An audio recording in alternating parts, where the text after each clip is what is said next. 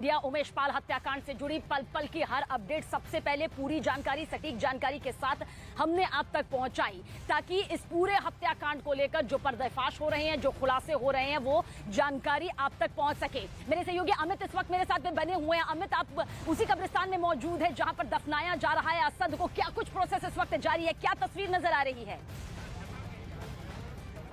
जनाजे की आखिरी नमाज पढ़ी जा रही है। जनाजे की आखिरी नमाज 5 मिनट का होता है। जनाजे की आखिरी नमाज इस वक्त पढ़ी जा रही है और सीधी तस्वीर हम आप दिखा रहे हैं आपको।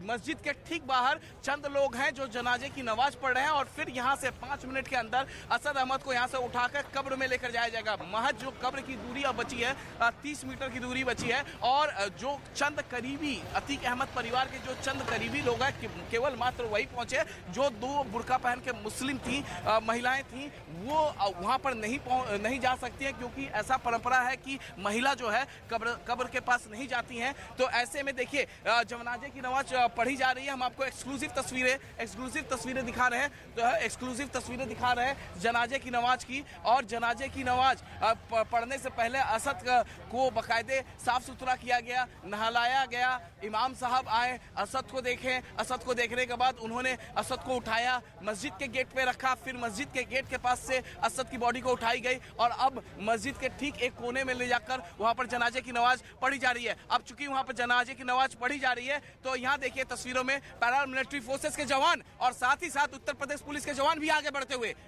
हुए, क्योंकि ये आखिरी वक्त है। पुलिस सीधे झांसी से कब्रिस्तान लेकर आई, कसारी मसारी के कब्रिस्तान में लेकर पहुंची असद की बॉडी की, ताकि लॉ एंड ऑर्डर सिचुएशन खराब ना हो। और ठीक पुलिस की जो रणनीति थी वो कहीं ना कहीं कामयाब होती हुई पूरी तरीके से दिख रही है अभी तक। तो देखिए जनाजे की आखिरी नमाज पढ़ी जा रही है और किस्मत देखिए अतीक अहमद का। इस आखिरी यात्रा में, इस आखिरी नमाज में अतीक अहमद अपने बेटे के आखिरी यात्रा में शामिल नहीं हो पाया। बीती रात गिड़गिड़ाता रहा पुलिस वालों के सामने, रोता रहा, बिलखता रहा कि उसे एक बार असद को देख लेने दिया जाए, उसे एक बार असद के जनाजे की नमाज में शामिल होने दिया जाए, आखिरी यात्रा में शामिल होने दिया जाए, सुपुर्दे खाक में शामिल होने दिया जाए। लेकिन कोर्ट से इजाजत नहीं मिल पाई, लिहाजा जनाजे की आखिरी नमाज बिना अतीक अहमद के, बिना अशरफ के, बिना अली के यहाँ पर की जा रही है। और ये हम एक्सक्लूसिव तस्वीरें आपको दिखा रहे हैं। सुरक्षा व्यवस्था पुख्ता कर लिया गया है, ड्रोन से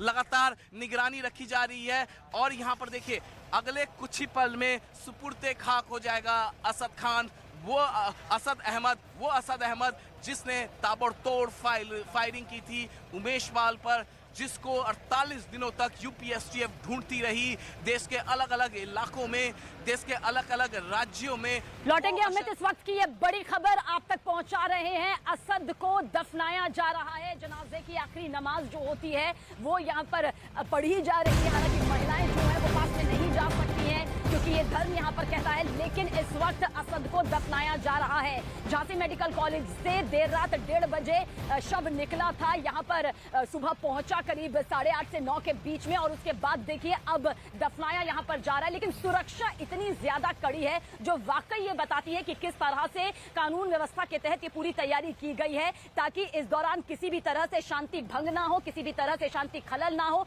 अमन चैन शांति यहाँ पर बरकरार रहे।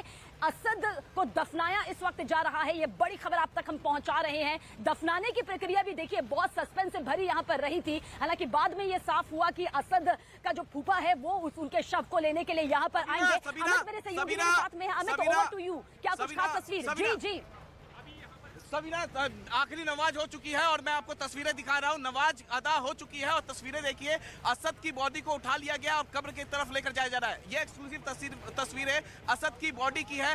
अब सुपुर्दे खाक होगा अगले 3 से 4 मिनट के अंदर, सुपुर्दे खाक हो जाएगा। और अब देखिए चंद लोग असद खान के बॉडी के साथ साथ चल रहे हैं, चंद लोग हैं। इमाम साहब सबसे आगे हैं।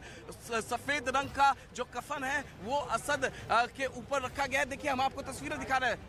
आपको तस्वीरें दिखा रहे हैं। यहाँ पर देखिए किस तरीके से असद खान अब उसी जगह पर जाते हुए जहां असद के दादा और दादी यानी अतीक अहमद के माँ और पिताजी दफनाए गए हैं, ठीक उसी लोकेशन पर जाते हुए असद खान और असद अहमद को वहीं पर दफना दिया जाएगा। अगले 3 से 4 मिनट के अंदर आखिरी नमाज पढ़ी जा चुकी है। पुलिस के जवान भी अब पीछे की तरफ हटते हुए तस्वीरों में हम देख पा रहे हैं। और हम एक बार फिर से आपको एक दूसरे एंगल से आपको तस्वीर यहाँ पर दिखाते हैं कि देखिए किस तरीके से देखिए पैदल जाते हुए चंद लोग असद खान के बॉडी के पीछे और ठीक जो लोकेशन हम आपको दिखा रहे हैं उसी लोकेशन पे वहीं पर असद खान को सुपुर्द खाक किया जाएगा। तो चंद लोग हैं, चंद करीबी लोग, अतीक अहमद परिवार के सफेद रंग का कफन असद अहमद के ऊपर है और वही असद अहमद जिसने उमेश पाल पर ताबड़तोड़ फायरिंग की थी 48 दिनों तक, जिसको यूपी एसटीएफ लगातार तलाश रही थी। यूपी एसटीएफ के जाबाज अधिकारी लगातार तलाश रहे थे। विमल कुमार सीओ जिसकी टीम ने असद खान का इनकाउंटर किया, अब वही असद खान को सुपुर्द किया जा रहा है। दफनाने की जो प्रक्रिया देखिए, सफेद रंग की कफन के साथ ये असद की बॉडी है, ये असद की बॉडी है, हम आपको दिखा रहे हैं। जरा क्लोजअप करके असद की बॉडी को दिखाइए, जिससे ये जितने भी क्राइम की दुनिया में जो आज के युवा जाना चाहते हैं वो देख रहे किस तरीके का हाल होता है जब आप क्राइम करते हो और उसके बाद पुलिस जो है कार्रवाई करती है तो किस तरीके से। देखिए अब सीधे देखिए ये घूम गई है और सीधे अब कब्र के तरफ घूम चुकी है बॉडी कब्र के तरफ और अगले 2 से 3 मिनट में दफना दिया जाएगा, सुपुर्द खाक कर दिया जाएगा असद अहमद को। और गजब विडंबना देखिए, अतीक अहमद, अशरफ अहमद, अली, ये कोई नहीं शामिल हो पाया। शाइस्ता परवीन अपने जिगर के टुकड़े को आखिरी बार नहीं देख पाए। अगर शाइस्ता परवीन अपने बेटे को रोकी होती कि क्राइम की दुनिया में मत जाओ तो शायद शाइस्ता परवीन अपने जिगर को टुकड़े को सुपुर्द खाक होते हुए नहीं सुनती, क्योंकि देख तो नहीं सकती है। उसने आखिरी बार शाइस्ता परवीन देख भी नहीं पाई अपने बेटे को असद को। और असद को इस वक्त कब्र में लेकर जाया जा चुका है, कब्र में अंदर पहुंच चुका है इस वक्त असद अहमद और अगले 1 से 2 मिनट के अंदर उसके ऊपर मिट्टी डाल दी जाएगी, आखिरी मिट्टी उसकी हो जाएगी। जी सबीना। और ये जो तस्वीर इस वक्त आप देख रहे हैं, आपको इस तस्वीर के पीछे का वो सच भी समझना होगा। ये वही असद है जो अपने पिता के काले साम्राज्य का सरगना बनाना चाहता था, लेकिन अतीक अहमद गिड़गिड़ाता रहा, कहता रहा, पर जिस तरह से उसने कईयों को मजबूर कर दिया, जो भी उसके रास्ते में आया उसका खात्मा हुआ। और आज देखिए एनकाउंटर में किस तरह से उसी का तीसरा बेटा असद भी ढेर हुआ और अब वो सुपुर्द खाक हो चुका है, यानी कि मिट्टी में दफनाया जा चुका है। इतना साफ है, जैसा कि मेरे सहयोगी अमित ने भी कहा, यह तस्वीर महज कब्रिस्तान में लाकर असद को दफनाने की प्रक्रिया दिखाने की नहीं थी, बल्कि इसके पीछे का यह सच जानना बेहद जरूरी है। क्योंकि असद ने अपने घर में, अपने परिवार में अपराध की दुनिया को फलते फूलते देखा। उसने देखा कि किस तरह से एक अधिकार करके एक छत्र राज किया जा सकता है, लेकिन उसने यह भी देखा था कि किस तरह से अतीक अहमद को जेल की सलाखों के पीछे जाना पड़ा, किस तरह से उसके 2 भाइयों को खौफ में आकर सरेंडर करना पड़ा। फिर भी वो सुधरा नहीं, LLB की पढ़ाई कर रहा था, बावजूद उसके भविष्य बनाने के चक्कर में उसने काला भविष्य बनाया, जिसकी आज देखिए सफेद तस्वीर आपको कुछ इस तरह से नजर आ रही होगी। इसलिए तस्वीर के जरिए समझने की जरूरत है कि अपराध की जिस दुनिया को एक साम्राज्य के तौर पर अतीक अहमद ने गैंगस्टर बनकर, माफिया बनकर, डॉन बनकर अपराध की दुनिया में सबसे ऊपर रख दिया, आज वो चाहकर भी अपने बेटे की दफनाने की इस प्रक्रिया में शामिल नहीं हो सका। जिस मां ने अपनी कोख से जन्म दिया वो यहां पर सरेंडर नहीं करती नजर आई। और देखिए किस तरह से ये पूरी तस्वीर यहां पर निकलकर सामने आई। Over to you Amit. कब्र में डाल दिया गया है असद अहमद को, कब्र में डाल दिया गया है, ये सबसे बड़ी खबर है। हम यहाँ से तस्वीरें तो आपको दिखाने की कोशिश करते हैं, लेकिन यहाँ पर काफी ज्यादा पेड़ पौधे हैं तो काफी ज्यादा मुश्किल होगी। लेकिन जो मैं एक एंगल से देख पा रहा हूँ, कब्र में असद अहमद को डाल दिया गया है और कब्र के चारों तरफ जो लोग, चंद लोग पहुंचे हुए थे उसके अंतिम यात्रा में, वो लोग मौजूद हैं जो अपने हाथों से मिट्टी जो है इस वक्त असद अहमद के ऊपर डाल रहे हैं। जो यहां से देख पा रहा हूं, मैं कोशिश करूंगा कि जूम इन करके वो तमाम तस्वीरें दिखाएं अपने दर्शकों को, क्योंकि असद अहमद को जहां पर दफनाया जा रहा है, जहां पर सुपुर्द खाक किया जा रहा है, ठीक वही वो लोकेशन है जहां पर अतीक अहमद के माता और पिता को दफनाया गया था, सुपुर्द खाक किया गया था। दूसरी तरफ अब एक और तस्वीर हम आपको दिखाएं किस तरीके से रिलैक्स मूड में उत्तर प्रदेश पुलिस के जवान हैं। रिलैक्स मूड पे उत्तर प्रदेश पुलिस के जवान हैं क्योंकि उत्तर प्रदेश पुलिस के सामने एक बहुत बड़ा चैलेंज था। सबीना झांसी से यहाँ लाना, झांसी से सबीना लगातार आप फॉलो कर रही थी। आपने देखा कि किस तरीके से दर्शकों को दिखाया कि किस तरीके से सुरक्षा के पुख्ता इंतजाम किए गए थे। तो बड़े अधिकारी जो थे वो पूरी तरीके से अलर्ट में थे कि कहीं लॉ एंड ऑर्डर सिचुएशन खराब ना हो। सीधे कब्रिस्तान लाया गया। तो आप समझ सकती हैं जो असद के नाना, मामा, मौसा, फुफ्फा उनको किस तरीके से समझाया होगा पुलिस ने। और उसके बाद अतीक अहमद शामिल नहीं हो पाए, आखिरी जो ये यात्रा है जनाजे की नमाज में शामिल नहीं हो पाए और अब दफना दिया गया है कब्र में। अंदर असद खान को कर दिया, असद अहमद को कर दिया गया है। असद अहमद अंदर कब्र में जा चुके हैं। उनके ऊपर जो वहां पर मैं देख पा रहा हूं जो आसपास जो लोग हैं वो अपने हाथों से मिट्टी डाल रहे हैं, मिट्टी डाल रहे हैं। चूंकि यहाँ पर काफी ज्यादा पेड़ पौधे हैं तो जूम इन करने में काफी ज्यादा परेशानी हो रही है, दिक्कतें हो रही हैं। लेकिन हम जूम इन करके आपको यहाँ से पुलिस की तस्वीरें दिखा पाएंगे कि पुलिस किस तरीके से रिलैक्स मूड में आ गई है क्योंकि पुलिस के सामने एक बहुत बड़ा चैलेंज था। बिना लॉ एंड ऑर्डर सिचुएशन खराब किए हुए यहाँ पर असद को आपके पास इस वक्त की सबसे बड़ी खबर आप तक पहुंचा रहे हैं उमेश पाल हत्याकांड को लेकर। देखिए किस तरह से गैंगस्टर अतीक अहमद का बेटा असद दफनाया जा चुका है, दफनाया जा चुका है।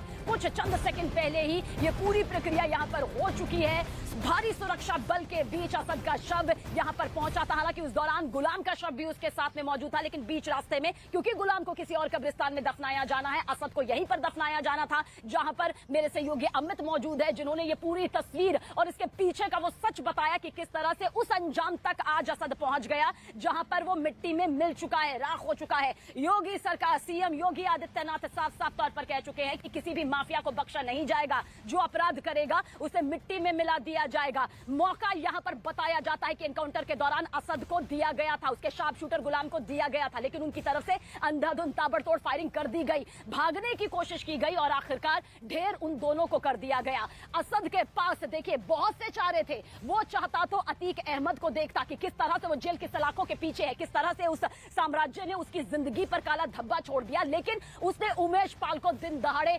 गोलियों से भून दिया। हालांकि यह भी कहा जा रहा था कि उसने शायद वो गाड़ी के अंदर ही रहता, बाहर ना निकलता, लेकिन वो अपना खौफ, अपना धाक यहां पर जमाना चाहता था। पर अंजाम क्या हुआ आज सभी के सामने है। दफनाया असद को जा चुका है और इसे दफनाने का जो पूरा प्रोसेस रहा वो सुरक्षा के बीच में रहा। और सुरक्षा क्योंकि कानून व्यवस्था यूपी सरकार की सबसे बड़ी जिम्मेदारी रही है और ऐसे में इस जिम्मेदारी को निभाते हुए झांसी के मेडिकल कॉलेज से लेकर, क्योंकि हम भी लगातार उस पुलिस के काफिले के साथ में थे जिसमें असद का परिवार, गुलाम के परिवार के सदस्य मौजूद थे। हालांकि असद का सिर्फ फूफा उनके साथ में मौजूद था। सोचिए करोड़ों अरबों की संपत्ति, लेकिन उस शव को लेने के लिए, अपने ही घर के चिराग को लेने के लिए जो कि बुझ गया अपने काले कारनामों की वजह से, अपने पिता के परिवार के सदस्यों के काले कारनामों की वजह से, उसे लेने के लिए कोई तैयार नहीं था। खबर यह भी निकलकर सामने आई कि कोई आना ही नहीं चाहता था, लेकिन ऐसे में तय यही किया गया कि आएगा तो परिवार का कोई सदस्य आएगा, वरना शव यहां पर नहीं सौंपा जाएगा। ऐसे में फूफा यहां पर आए। पहले आ रहा था कि असद के नाना आएंगे, मामा आ सकते हैं, मौसा आ सकते हैं, लेकिन फूफा आए और यहां पर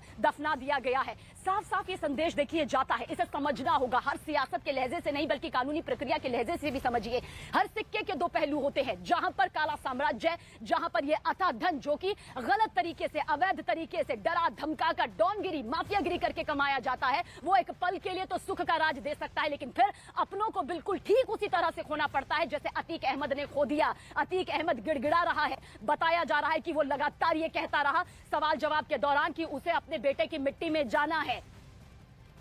अमित एक बार फिर से आपकी तरफ रुख करेंगे। Over to you. सबीना, दफनाया जा चुका है और अब असद के ऊपर मिट्टी डाली जा चुकी है। अब जो लोग, जो उसके करीबी, उसके अंतिम यात्रा में शामिल हुए थे, अब दो एक करके वो उस यात्रा से बाहर निकलते हुए, यानी जो दफनाने की प्रक्रिया थी वो पूरी लमसम हो चुकी है, तो 2-4 लोग करके बाहर निकल रहे हैं वहां से। तो उसे दफना दिया गया है, सुपुर्दे खाक कर दिया गया है, मिट्टी उसके ऊपर डाली जा रही है और अब 2-4 लोग वहीं से बाहर निकलते हुए हम तस्वीरें तस्वीरें आपको लगातार दिखा रहे हैं। एक एक करके लोग अब बाहर निकल रहे हैं और आखिरी में देखना होगा कि कौन निकल रहा है। आखिरी में जो निकलेगा वो सबसे ज्यादा करीबी होगा अतीक अहमद परिवार का, जाहिर तौर पे वो रिश्तेदार होगा। और अहम बात होगी कि पहली मिट्टी किसने डाली, पहली मिट्टी किसने डाली ये देखा, क्योंकि ये हक तो अतीक अहमद के पास था। पहली मिट्टी हमेशा अगर पिता के सामने बेटे की मौत होती है तो जो पहली मिट्टी होती है वो पिता ही डालता है। लेकिन अतीक चूंकि पुलिस रिमांड में है तो उनके जगह पे पहली मिट्टी किसने डाली है, इमाम साहब ने ये इजाजत किसको दी, ये देखने वाली बात होगी। लेकिन देखिए मैं आपको दिखा रहा हूं, देखिए 2-4 लोग वापस जाते हुए, और देखिए ये बाल्टी का पानी लेकर गए हैं, बाल्टी का पानी लेकर गए हैं, यानी जो प्रोसेस है वो प्रोसेस पूरा हो चुका है। बाल्टी का पानी, जरा इधर आइए, यहाँ आइए, यहाँ से जा क्लोज शॉट दिखाइएगा। बाल्टी का पानी डाला जा रहा है क्योंकि जिससे मिट्टी दब जाए। आमतौर पर देखी होंगी कि हमारे घर में भी कोई खुदाई होती है और फिर से वापस हम मिट्टी वहां पर डालते हैं तो उसके ऊपर बाल्टी का, उसके ऊपर पानी डाला जाता है ताकि वो मिट्टी ठीक से बैठ जाए। तो यहाँ पर भी बाल्टी का पानी लेकर जाया गया है, यानी मिट्टी पूरी तरीके से असद के